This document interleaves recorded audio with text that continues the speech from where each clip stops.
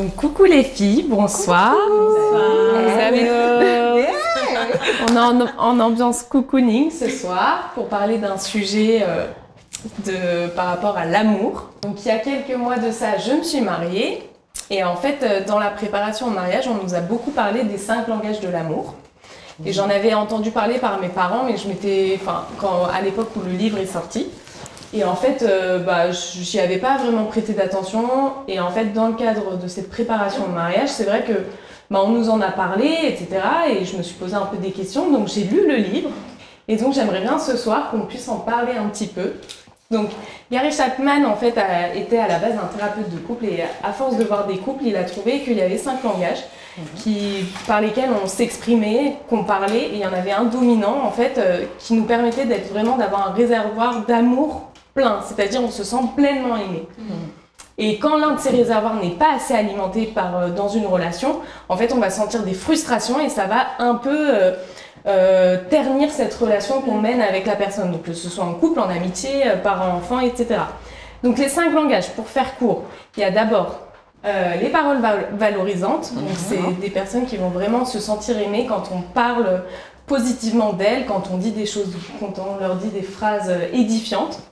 Ensuite, il y a les cadeaux. Il y a des personnes qui vont se sentir particulièrement aimées quand elles reçoivent un cadeau de la part de quelqu'un. Après, il y a les services rendus, c'est-à-dire des personnes qui ont besoin de sentir qu'on les traite de manière un peu spéciale. On fait attention à elles dans des gestes, par des actions, etc. Le 4e, c'est le toucher physique. Donc là, ça passe par les câlins, mais aussi par la relation sexuelle dans le cadre du mariage. Et le dernier, c'est les moments de qualité. Et donc là, c'est consacrer du temps à la personne avec qui on est en fait. Donc ces 5 langages, donc on les parle tous, c'est normal qu'on se retrouve dans chacun d'eux, mais il y en a un qui domine et qui donc, un voire 2 parfois. Et donc je me demandais, chacune, est-ce que vous pouvez nous dire quel est votre langage dominant ? Comment vous l'avez trouvé aussi, parce que c'est pas forcément évident. Alors, les 5 langages de l'amour, moi aussi, un peu comme ça faisait un moment que j'avais entendu parler de ce livre, etc. et tout. Et aujourd'hui, si je devais donner... alors, je n'arriverai pas à t'en donner qu'un, je t'en donnerai 2. Mais je dirais que moi, c'est les moments de qualité et le contact physique. D'accord.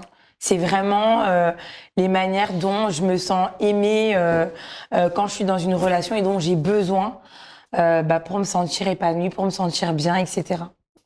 Alors, pour ma part, si je peux raconter un peu mon expérience, je dois avouer que pendant longtemps, j'ai ignoré quel était mon langage de l'amour. Et j'ai dernièrement constaté que j'avais un langage de l'amour dominant, mais que j'en ai un deuxième qui n'était pas du tout développé, ou du moins que je ne soupçonnais absolument pas, que finalement je peux identifier. Donc le premier, c'est les moments de qualité. Et le deuxième, c'est le toucher physique. Et c'est drôle puisque je me rends compte qu'on a les mêmes. En vrai, je t'en ai dit 2, mais moi, j'ai tous. J'aime tout avoir. Globalement, tous nous font plaisir. Oui, et quand il n'y a que 2 et pas tout le reste, il y a quand même un manque, tu vois. Je sais pas si c'est moi qui suis gourmande, mais non, ça m'a fait pareil. C'est vrai. D'accord. Il y a une préférence en fait. Il y en a un que tu parles un peu plus en fait. C'est les moments de qualité, je pense. C'est les moments de qualité. Et dernièrement, je me suis rendu compte que le toucher, le contact physique, c'était pas le cas avant. Donc je sais pas, avec la maturité sûrement ou avec, je vais pas dire la vieillesse, mais presque. Mais en grandissant, en se connaissant un peu mieux, je pense que ça s'est dit. Alors moi j'avais entendu parler des langages de l'amour il y a, je sais pas, il y a peut-être 2, 3, 4 ans. Et j'ai trouvé ça super intéressant parce que voilà, tout ce qui touche à l'amour, le relationnel de manière globale, pas forcément dans la relation de couple, me parle. Et donc du coup j'ai lu le livre et j'ai fait le test. Mais le langage de l'amour, donc le principal, ce sont les paroles valorisantes. D'accord. Vraiment, moi vraiment c'est... Les paroles valorisantes, c'est le chemin vraiment le plus direct vers mon cœur. Je veux être hypée, je veux vraiment que je veux me sentir, je veux entendre des mots qui me valorisent, qui m'encouragent, qui me sécurisent, qui me voilà. Et en second, qui vient juste après, ce serait les moments de qualité. Donc, j'ai besoin de vraiment ton attention indivisée et vraiment une intentionnalité dans les temps qu'on va passer ensemble. C'est vraiment j'aime avoir des temps de qualité avec mon mari et vraiment d'être juste nous deux, quoi. D'accord. Eh ben moi, je suis pas originale, pour le coup, parce que j'ai exactement les deux langages prédominants de Cindy et de Cassandra. D'accord, c'est drôle. Premier, moment de qualité. Donc, je suis un peu comme toi. Moi, j'ai besoin vraiment que la personne ait réfléchi, que tu aies eu, je sais pas, chérie, habille-toi, je t'emmène dîner alors que c'était pas prévu. Tu dis, bon, allez, tu rentres. Oh, un dîner aux chandelles, c'était pas prévu. Et là, tu dis, ah ouais, il a pensé toute la journée, il a préparé. Ça veut dire qu'il m'aime. Et pareil, le deuxième langage, ce sera le toucher physique. Moi, je suis vraiment la personne, et je le dissocie par contre vraiment de la sexualité par contre. La sexualité est une chose, mais moi j'ai besoin du contact physique. On est sur le canapé, il faut que nos pieds se touchent, il faut que nos mains se touchent. Mon mari sait, si je suis là, qu'il est au bout, je dis qu'est-ce qui se passe? Ça va pas. Moi je vais ramper, tu sais, doucement. Mais à un moment, il me faut, tu vois, un contact, il me faut du câlin, il faut que je le touche. Et c'est vrai que si pendant plusieurs jours, t'as rien, on te prend pas la main, on te fait pas de câlin, tu dis qu'est-ce qui se passe en fait? Donc, ouais, c'est mes deux langages aussi. Après, par rapport à ce que tu disais, Cassandra, c'est vrai que, moi par exemple, quand j'ai lu le livre, j'étais en mode, mais je suis tous les langages. J'aime les cadeaux, Mais après, les cadeaux, je le mets plus vraiment en dernier parce que pour moi, c'est pas. Par exemple, Carlos m'avait offert un cadeau et à côté, il avait écrit une petite carte. La carte m'a fait plus plaisir en fait. Donc, pour déceler bien son langage, Gary Chapman nous dit dans son livre que, en fait, si on a du mal à trouver son langage, c'est peut-être que les réservoirs sont tous pleins ou tous vides. Moi, je me suis dit, j'espère qu'ils sont tous pleins. J'espère qu'ils sont vides. Et donc, en fait, voilà, tu peux avoir du mal à déceler parce que tu n'as pas vraiment cette dominante. Alors, il y a deux moyens. Le premier moyen de déceler, c'est qu'est-ce que tu reproches à l'autre le plus souvent? Est-ce que tu lui reproches de ne pas passer de temps avec toi? Est-ce que tu lui reproches de ne pas t'aider à la cuisine? Est-ce que tu lui reproches... Enfin, voilà, ça va me permettre d'aider, de jamais offrir de fleurs, par exemple. Enfin, voilà. Et la deuxième chose qui peut nous aider, c'est le langage qu'on va parler le plus souvent, c'est celui en fait qu'on attend de recevoir. Et donc moi, en me posant ces questions-là, j'ai demandé conseil à ma maman aussi, qui m'a aiguillée, et donc j'ai réussi à trouver en me disant ok, moi ce que je fais le plus, c'est vraiment des petites attentions. Donc en fait, je pense que ce que j'attends en retour, c'est qu'on me fasse des petites attentions. Donc ça, je pense que c'est un de mes langages dominants. Et après, donc plus moment partagé ou service rendu? Service rendu. D'accord. Ce que j'appelle les petites attentions en fait. Parce que service, ça fait un peu esclave en fait. Je trouve non, ça fait un peu genre. moi je trouve pas. Tu sais, le service parce que moi aussi j'ai relu un petit peu le livre, même si je l'ai pas fini avant qu'on échange. Et tu vois, il explique que tu as des femmes par exemple qui se sentent aimées parce que pour elles, le fait que leur mari récupère leurs enfants tous les jours de la semaine, jette les poubelles, etc. C'est vraiment un service. C'est pas un moment de qualité qu'ils vont passer ensemble, mais c'est pas ce qu'il va prendre dans sa charge mentale, sa charge physique ou quoi, pour la soulager du quotidien. Pour elle, témoigne d'un véritable amour, tu vois. Le fait que j'ai pas à me dire que les impôts, les papiers et tout, il le fait. Pour moi, c'est un service qu'il me rend. Il m'aime. Il me décharge de ça, tu vois. Alors, et c'est un véritable service rendu. Et c'est pas négatif.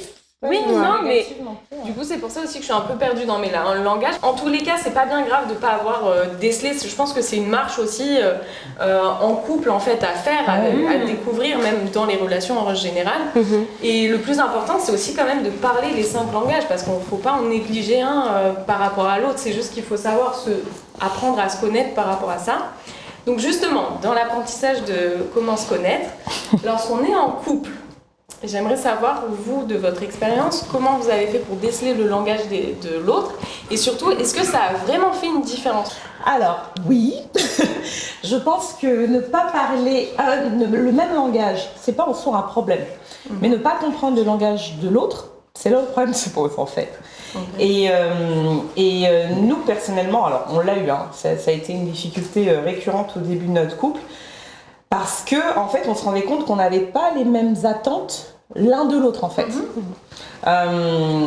Moi, j'avais l'impression de faire des choses pour lui, qui étaient de son langage. Lui, pareil, de faire des choses pour moi. Sauf qu'en fait, chacun parlait son propre langage avec l'autre.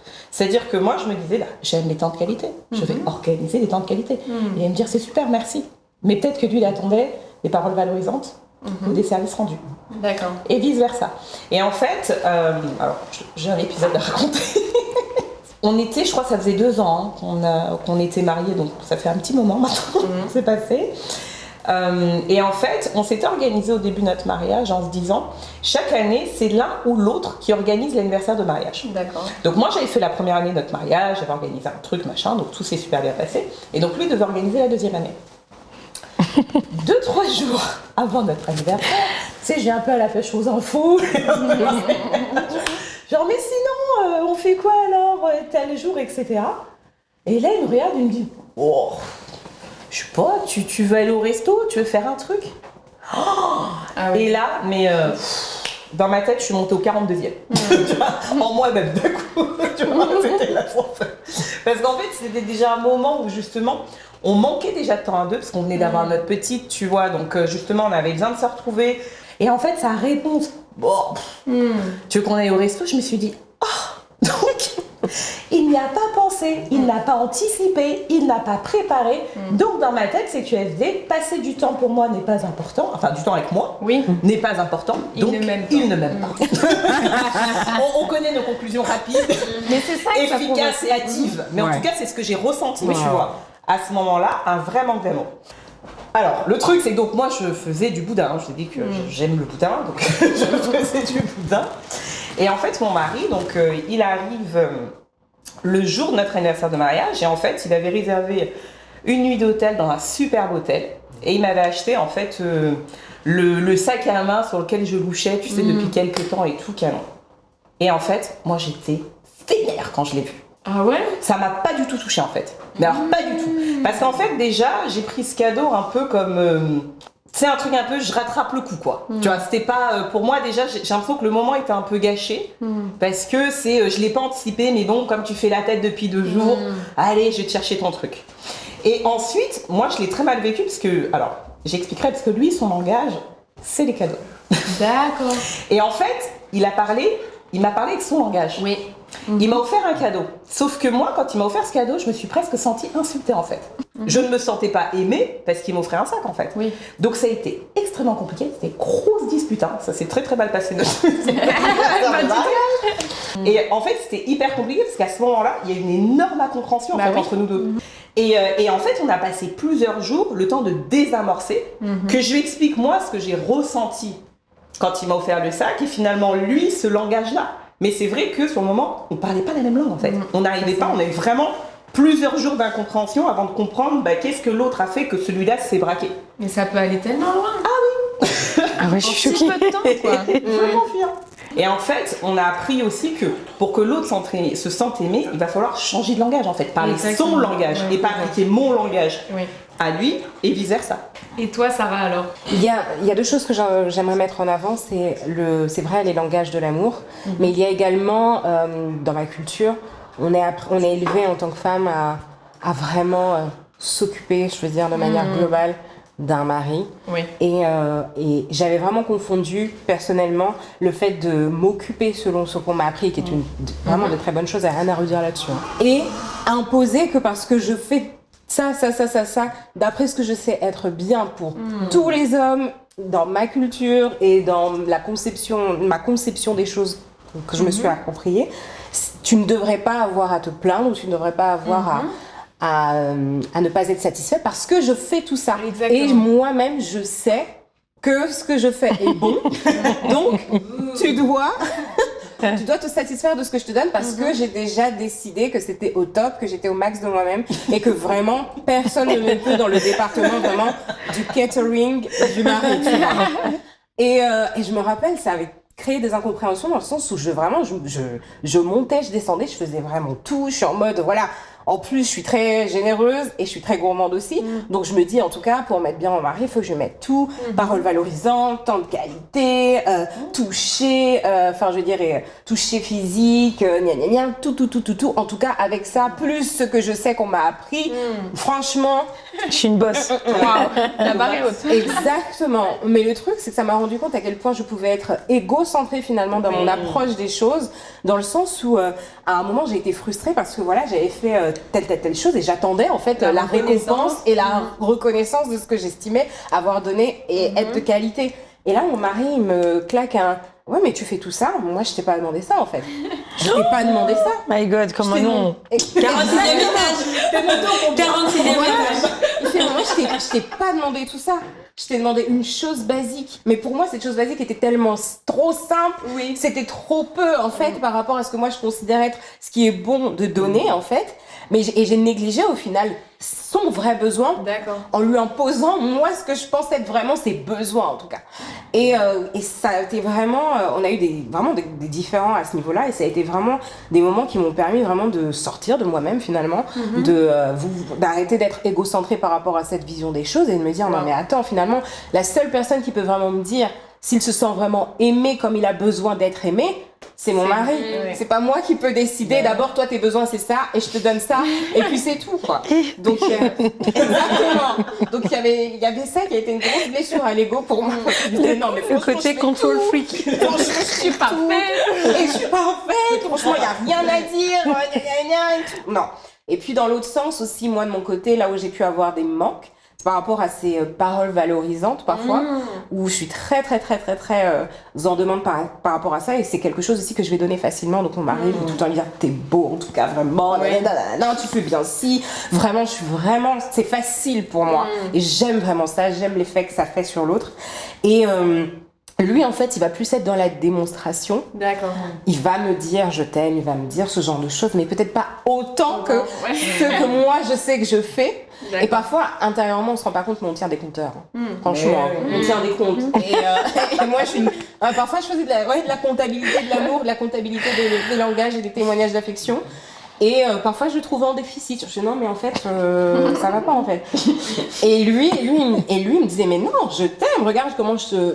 Il n'est pas du genre à me dire regarde ce que je fais, mais voilà quoi. Ouais, lui c'est vraiment la ça. démonstration, ça va être les petites attentions, ça va être quelqu'un qui va vraiment prendre soin de moi sur plein de petites choses. Et c'est vrai que le fait de lire le livre nous a vraiment un peu ouvert les yeux là-dessus. Ça vous a aidé? Ah oui vraiment, et on a vraiment pratiqué le truc, mais vraiment en mode un exercice de tous les jours. Et vraiment on voit une différence, vraiment je vous assure, on voit vraiment une différence. Quand on s'y est mis, en plus on s'était amusé à télécharger l'application, chacun de son côté, et il y a des notifications qu'on peut s'envoyer pour se dire voilà comment on se sent à tel ou tel niveau. Mais ça fonctionne. Les semaines où on est à fond et tout, ça fonctionne. Donc vraiment oui, ça fonctionne. Actuellement, je dirais que j'ai pas encore décelé principalement son principal langage, parce qu'on est un peu aussi dans la découverte et tout ça, donc je lui ai un peu demandé aussi de catégoriser. Mais c'est vrai qu'il me disait les cadeaux en dernier. J'étais en mode, mais tu m'offres tout le temps des cadeaux, tu t'offres tout le temps des cadeaux, tu m'offres tout le temps des cadeaux. Donc je me dis, c'est pas forcément évident, même pour lui peut-être, de trouver son langage préférentiel. Donc on essaye encore de travailler sur ça, mais j'avoue que là, pour son anniversaire, il m'avait fait part justement de faire un voyage, de partir ensemble, et moi j'avais pas du tout envie, j'étais en mode... Non, moi je suis plus en mode je te cuisine un plat à la maison, tranquille, ou alors un resto, on fait à la limite un week-end en Normandie, mais genre partir dans un autre pays et tout, j'étais en mode ah non, moyen. Et j'en ai parlé à une copine et elle m'a dit, tu sais, si c'est son besoin actuellement, réponds-y. Et en rentrant, je me suis dit, non, fais l'effort pour lui, voilà, si c'est une demande de sa part, fais l'effort. Et c'est vrai que quand on répond aux vrais besoins de la personne, sans faire nos besoins à nous, ou ce qu'on pense être bien, il a été ravi et on est rentré et on était plus soudés. Et vraiment, il y a eu une différence. Donc je me dis, comme tu dis, vraiment parler le langage de l'autre, il va nous le rendre d'une autre manière, parce qu'on sème l'amour. Lui va nous rendre cet amour, en fait. C'est beau. Du coup, donc, Cindy, en tant que célibataire, tu as décelé ton langage de l'amour. Je pense que même c'est une façon de te préparer par exemple au mariage, Oui, je pense que connaître son langage peut-être même davantage que connaître celui de l'autre, parce que je pense qu'il faut connaître le sien pour pouvoir exprimer ses besoins comme il le faut. Disons qu'après pour l'autre, ça vient après, mais déjà connaître son propre langage, je pense que ça peut, aider. Et aussi à voir si, je vais pas dire si ça peut matcher avec la personne, parce qu'on va pas, on va pas matcher sur base d'un langage de l'amour, sachant que la plupart des gens n'ont pas forcément le même. Mais ça peut. Et t'as déjà eu en dating des gens qui t'en ont parlé de façon justement mature Oui, moi ça m'est déjà arrivé. Et du coup, ça suppose que la personne en face connaisse les langages de l'amour. Donc oui, ça m'est déjà arrivé qu'on m'en parle. D'ailleurs, ça m'avait un peu surpris. Je sais que les hommes, ils s'intéressent pas à ce genre de choses. Mais bon, les hommes sont plein de surprises. C'est le soleil. Donc... Et toi, Cassandra, du coup, par rapport à ton rôle de... tu peux parler aussi comme Cindy en tant que célibataire, mais aussi en tant que maman. Et je m'adresse aussi à vous. Est-ce que par rapport aux enfants, Gary Chapman a aussi écrit le langage de l'amour des enfants. Donc, est-ce que tu peux nous dire de ton point de vue ce que ça représente? Alors déjà par rapport à la phase de dating, tu vois, dont tu parlais avec Cindy, moi je prends un peu le contre-pied, tu vois. Je trouve que quand on apprend à se connaître, on se sent toujours aimé. Si tu te sens pas aimé, tu donnes pas le time au gars. Clairement. Surtout dans les débuts où on apprend à se connaître, où on a un peu les papillons dans le ventre et tout. C'est un peu... Alors qu'après, je pense que ça se dissipe dans le temps, mais au début, c'est souvent noir ou blanc. C'est soit tu me montres que tu m'aimes, que tu me veux, tu m'écris, tu m'appelles, tu me demandes quand est-ce qu'on se voit, est-ce que ma journée était bien, enfin... Ou il y a rien, c'est noir ou blanc, tu vois. Et pour le coup, je trouve que c'est un peu biaisé et je pense que, de mon expérience, c'est un peu après sur le long cours, tu vois, où ça redescend, on est un peu plus naturel, et là on voit, bon ok, maintenant que tu m'as lu, c'est comment? Voilà. Après, par rapport effectivement au livre des langages, comment aimer son enfant, etc. Après avoir lu les langages de l'amour, tu te dis ok, il va me donner les clés pour savoir lequel et tout pour mon enfant. Donc oui, mais le premier truc qui te dit, la première consigne en fait, c'est de donner les 5 à ton enfant. Il faut que ton enfant ait le réservoir plein sur les 5. Et il insiste en fait sur le fait que, et ça m'a beaucoup questionné, même là, je suis un peu tu vois, mais il dit qu'en fait, avoir les 5 langages de l'amour bien ancrés chez ton enfant, ça l'aidera à être un adulte mature. D'accord. Et il dit le mot mature plusieurs fois, tu vois, et ça m'a questionné. Je me suis dit, mais mature. Il dit pas équilibré. Il dit mature. Pour moi, la maturité est un petit peu, tu vois, guise même d'expérience, de stabilité, d'être capable de choisir, d'être réfléchi. Et une chose aussi que j'ai entouré fois 1000, il explique, alors j'y suis pas encore à mon fils, il va avoir que 6 ans, mais il explique que quand les enfants grandissent, et notamment à la phase de la puberté, etc. et tout, ils sont un peu en rébellion, c'est un peu avec les parents, je t'aime moi non plus. Et en fait, il dit que dans cette période cruciale, c'est super important de continuer à semer les 5. Et surtout, il dit aussi une chose, c'est de pas avoir tes projections de parents en mode, je pense que mon enfant a besoin de ça, donc je lui donne ça. Non. Faut donner les 5. Et il insiste et il dit que même quand on a l'impression que son enfant, par exemple, un peu à l'adolescence, veut pas de câlin ou quoi, et c'est là où il faut donner le plus de contact physique, par exemple. Tu vois, il donne cet exemple. Ouais, tout à fait. Il dit à un enfant, alors en respectant son consentement et pas en l'étouffant, mais même l'enfant qui te dit ne pas le vouloir ou ne pas en avoir besoin, toi, tu sais, puisque tu as lu le bouquin, que non, tu en as besoin, et de lui donner. Et il explique que, par exemple, comme moi, je me suis sentie concernée, tu vois, les garçons, quand ils grandissent, ils sont un peu... et il dit, mais en fait, même ça, c'est un contact physique. Et tu vois, quand je l'ai lu, je me suis dit, oh, parce que pour nous, contact physique, c'est câlin et tout. Non. Un garçon, quand il grandit, qu'il est en puberté, qu'il a un peu de truc, mais même, en fait, les jeux de bagarre qu'il peut avoir avec son père, de chahutement et tout, c'est du contact physique. C'est super intéressant parce que moi j'avais tendance à transposer ma manière de pratiquer le toucher physique avec nos enfants sur la manière que mon mari a de le faire avec les filles. Alors c'est un papa poule, donc oui, il y a des câlins, mais parfois j'ai l'impression qu'il y avait beaucoup de bagarres et c'est vrai qu'il est très comme ça avec ses filles, très il joue et tout, bagarreur et tout, et moi je me disais mais enfin, c'est pas... Mais c'est un contact physique. C'est pas... des câlins, c'est quoi ça même? Et mes filles, elles adorent ça. C'est même pas lui qui leur a dit ouais parce que j'ai un manque de garçons, même pas. Parce que voilà, lui c'est un papa de fille. Mais je me disais non, mais... Et là, ce que tu me dis me fait me rendre compte que oui, effectivement, ça reste vraiment... ça reste quelque chose qui fait que leur réservoir de ce côté-là est plein. Et j'ai même un dernier petit truc sur ça, tu vois. Pareil, dans le chapitre que je lisais, il y a un moment donné où ils ont interrogé des enfants de 5 à 13 ans en leur demandant est-ce que ton papa ou ta maman t'aime. Et tous ont répondu sur la base d'un langage de l'amour. Bah oui, ma maman elle m'aime parce que c'est elle qui va me chercher tous les jours après l'école.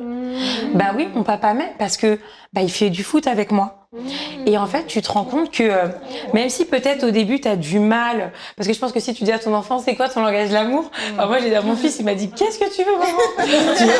Mais en revanche, quand je pense si je demandais à quelqu'un d'autre, type ma sœur ou ma mère, de dire comment maman t'aime, peut-être qu'il répondrait comme ça, tu vois, sous l'angle d'un langage d'amour. Et je me suis dit, mais ça m'a mis une claque. Je me suis dit, mais c'est tellement deep, tu vois. Ouais, vraiment. Donc, tu as envie de le lire. Ouais. Vraiment, ce livre m'a surprise dans le sens où je me suis dit des couples, un peu comme tu disais, Sandra, qui en fait vont dans ce cercle vicieux de pas communiquer de la même manière, de pas... En fait, ce qu'on recherche dans une relation, toute relation, c'est vraiment d'être aimé.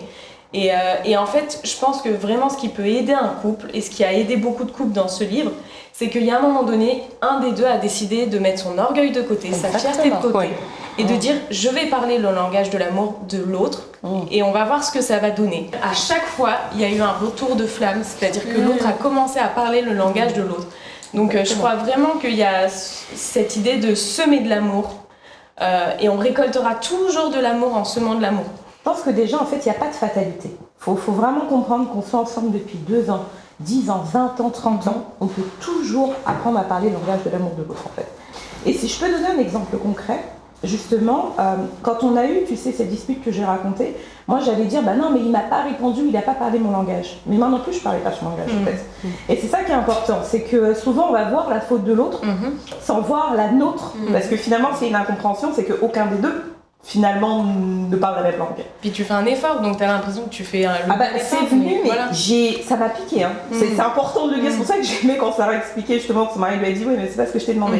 Parce que c'est très important. Moi, je me suis rendu compte justement, mon mari, c'est 2 langages qui sont assez rapprochés.